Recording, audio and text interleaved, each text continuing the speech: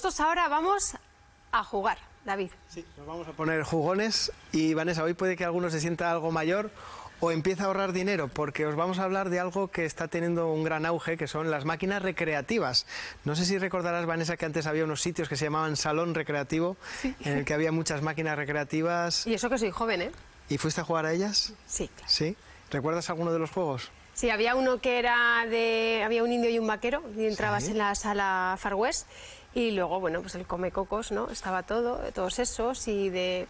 Sí, había varios. Pues fíjate que han avanzado tecnológicamente mucho los videojuegos, pero hay quien prefiere volver a la nostalgia de los 80, incluso a principios de los 90, en las que las máquinas recreativas pues eran una forma de ocio casi de día a día para muchos jóvenes. Pues bien, os vamos a presentar a Cristian Abad. Él es un auténtico crack, un artesano de las máquinas arcade que es solicitado por estrellas del mundo del deporte, del cine, influencers. Todos intentan que por favor haga una máquina para ellos. Nosotros hemos estado en Cuarte de Huelva y aunque no te lo creas, lo que vamos a ver es su casa.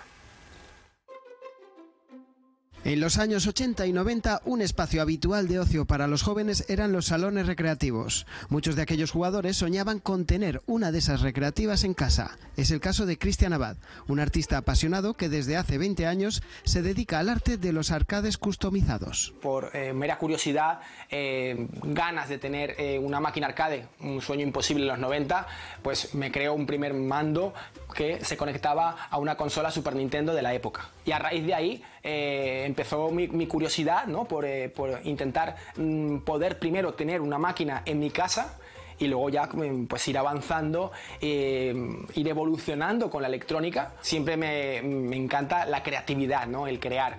Se me da muy bien dibujar y lo que hacía muchas veces, lo que normalmente suelo hacer, es plasmar mis dibujos y mis diseños. Deportistas, dobladores, cineastas como Alex de la Iglesia o streamers e influencers son algunas de las personalidades que han sucumbido al encanto de estas máquinas arcade únicas y exclusivas del artista zaragozano. Llevan pues el monedero asociado, llevan su reposapiés metálico, todo el formato 4/3 normal, el tema de los cortes del material, el corte del metacrilato, el corte del cristal, son elementos que dan un nivel de calidad al producto, ¿no? Todo de manera autodidacta. Digamos que los salones recreativos como tal mueren a finales de los 90, ¿no? Mueren por precisamente el auge de las consolas. Sí que es verdad que ha habido un auge ahora, pero en gente nostálgica, que quiere otra vez recuperar ese momento vivido de los 90 cuando eres niño y ahora dices, mira, ahora me voy a dar el capricho y voy a tener una máquina arcade, ¿no? Qué bonitos recuerdos y que a día de hoy todavía, como ven, pues seguimos encontrando. Y claro, la pregunta, David, es ¿cómo o hasta qué punto podemos personalizar nuestra máquina recreativa? Bueno, pues no te lo voy a contar yo, te lo va a contar Cristian Abad, que lo tenemos aquí a nuestro lado, que ha aparecido aquí como un salto de Mario Bros, para hablarnos de este mundo apasionante que mucha gente recuerda con nostalgia y que hoy puede revivir gracias a esas máquinas arcade que haces prácticamente como auténticas obras de arte. Cristian, queremos saber qué parte puedes customizar. Si te parece, lo vamos a ver aquí en el wall, vamos a ver un diagrama y nos explicas hasta qué punto podemos modificar una máquina arcade a nuestro gusto. Pues mira, David, tal como has indicado, una máquina arcade en este momento lo que se puede personalizar, lo que se está viendo en pantalla, desde la marquesina, lo que es la pantalla, los joysticks que pueden ser americanos o japoneses dependiendo del tipo de juego, ¿vale? Los vinilos frontales, los vinilos laterales. Y luego ya, pues si quieres ponerle monedero, sistema operativo, ya pues ya depende mucho del gusto personal que tengas.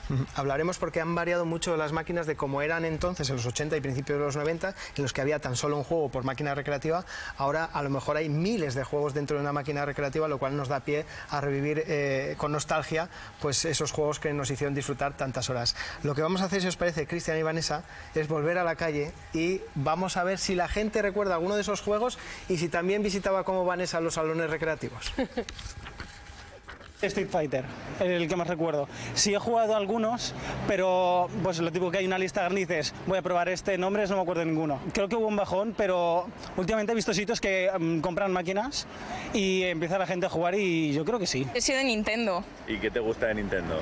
Pues a ver, yo era muy viciada sobre todo al Mario Bros, al New Super Mario Bros 2 creo que era sobre todo. La gente que sí que jugaba, pues sí, seguramente, pero claro, a mí no me ha llegado tan de cerca. Sí que es cierto que alguna vez alguna máquina sí que he probado, pero era más pequeña y como tal esa nostalgia yo no la tengo, pero seguro que para las personas que sí que han estado mucho más tiempo, pues seguramente. Comecocos y otra que era con un tipo de cohete que tenías que ir saltando obstáculos y tal, y me acuerdo perfectamente del precio, 25 pesetas. A mí nunca me ha llamado la atención el estar enganchado a eso. Si lo hacen es por su bien. Prefiero esas máquinas que no a las tragaperras, que es más adictiva. El más famoso quizás el Tetris o el Contra, al trasladarse todos estos juegos a las casas, por así decirlo, es casi más individual. En lo otro pues da más juego para que se convierta en algo social en lugar de más aislado. Pues ahora lo que están viendo es una auténtica joya rodeada de otras dos joyitas, podríamos decir, Cristian, pero la grande es la joya real porque es una placa de uno de los juegos que había dentro de esas máquinas recreativas, el Street Fighter 2, una auténtica obra de arte que incluso llevas en la propia camiseta, Cristian. Es un clásico, ¿no? Es un clásico. No podía negarme. Para entender cómo ha evolucionado este mundo, simplemente viendo esta imagen ya vemos que el cambio, por ejemplo, en tamaño ya lo vemos enorme, ¿no? Sí, pues fíjate tú, lo que es la placa más grande de todas es lo que, digamos que es la electrónica de las primeras máquinas arcade, ¿no? Evidentemente, este es un paso evolutivo de final de los 80, principios de los 90. Esto es una CPS-1 de Capcom que alberga el juego de Street Fighter y fijaos el tamaño que tiene para un único juego. Luego nos vamos a una tecnología superior como es la placa Raspberry, en la cual tiene un procesador ARM y que puede albergar hasta más de 60.000 juegos. Entonces, pues imagínate tú el tamaño que tiene una y el tamaño que tiene otra y luego la compensación que tiene en lo que es la capacidad de juego. ¿Sabes, Vanessa, cuando pone esto de Wallapop de lo ha dado todo en el artículo? Sí. Mira, vamos a ver una imagen de una recreativa que lo ha dado todo y es donde estaba una placa de estas, un juego tan solo dentro, en el interior de estas máquinas que tú supongo que ahora ves con nostalgia y son muy diferentes, ¿no?, a lo que ahora realizas tú, Cristian. Sí, totalmente, porque ahora lo que más nos llama la atención son los tamaños de lo que es la máquina en sí, ¿no? El peso, la constitución, son modulares. Modulares quiere decir que pues, tiene su fuente de alimentación, tiene su placa, su procesador, luego aparte llevar su amplificador de audio aparte. Estas máquinas estaban pensadas para el público, con lo cual tenían su cajetín de recaudación y monedero, y luego también la estrella de las máquinas arcade es el monitor CRT. Entonces estamos hablando de que las máquinas arcade antiguas tienen esos tamaños precisamente por esos monitores, los monitores que tienen unas dimensiones exageradas, ¿no?, precisamente porque son proyecciones de CRT de tubo de cristal y entonces pues hacen que la máquina sea mucho más grande. También a favor de eso, la verdad que los videojuegos antiguos o retro, como se están llamando ahora, se ven mucho mejor porque estaban concebidos para ese tipo de resolución, ese tipo de monitor. Las máquinas recreativas de ahora que nos encontramos de tan diversas maneras y formas no tiene nada que ver con la de los años 80. No, no, evidentemente el paso evolutivo de la electrónica ha hecho que las máquinas sean mucho sean menos complejas en cuanto a su funcionamiento interno. Ya no son modulares, sino que en una misma placa pues pueden albergar la tarjeta gráfica, lo que es la controladora periférica, lo que es la controladora del arnés Yanma. Entonces son placas que son menos sofisticadas en ese aspecto, pero a la vez los juegos son mucho más, digamos, potentes gráficamente.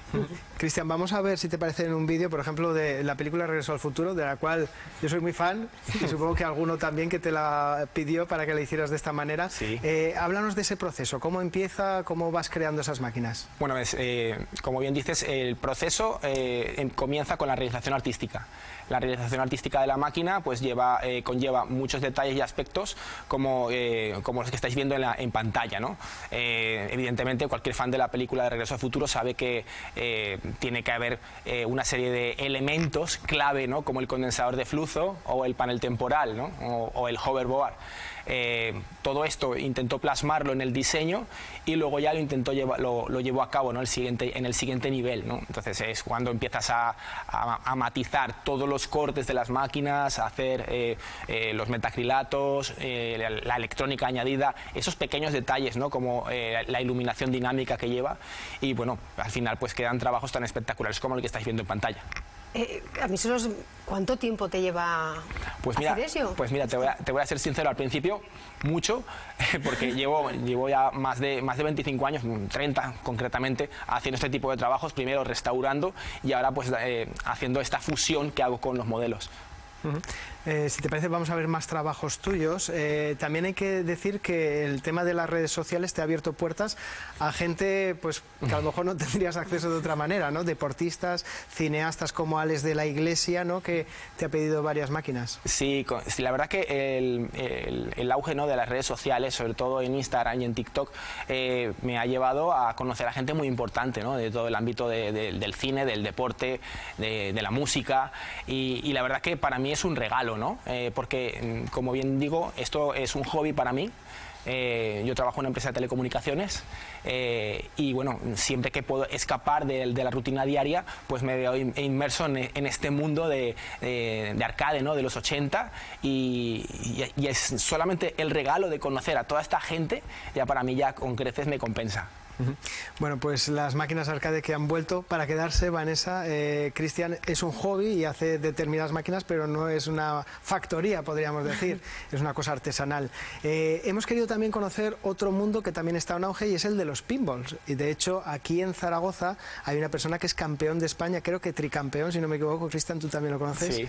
Él es César y tiene una nave, una auténtica joya, porque vais a ver la cantidad de pinballs que tiene, seguramente con el número 1 como mayor puntuación, el propio César.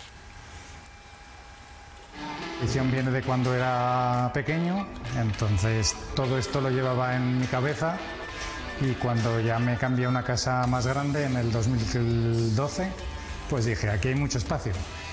Entonces dije, pues que me vino a la mente todos esos recuerdos de cuando era pequeño, porque yo dejé de jugar a los recreativos que hemos ido todo el mundo desde pequeños a los 17, 18 años, y entonces me llegó ese flash que nunca lo había dejado en la cabeza y ya me compré mis 2 primeras máquinas. Y al mes me enteré que había torneos de pinball, entonces empecé con esas 2. Mi afición viene de cuando era pequeño, entonces todo esto lo llevaba en mi cabeza, y cuando ya me cambié a una casa más grande en el 2012, pues dije, aquí hay mucho espacio.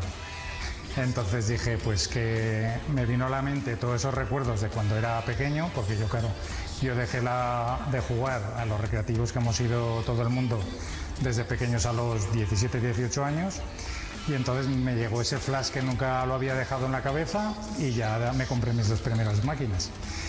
Y al mes me enteré que había torneos de pinball. Entonces empecé con esas 2, luego como te metes en el mundillo, pues la gente va vendiendo alguna máquina o vas cambiando, y luego he ido comprando nuevas. En casa también tengo 11 máquinas y luego ya tuve que comprar una nave pues para ir metiendo más máquinas.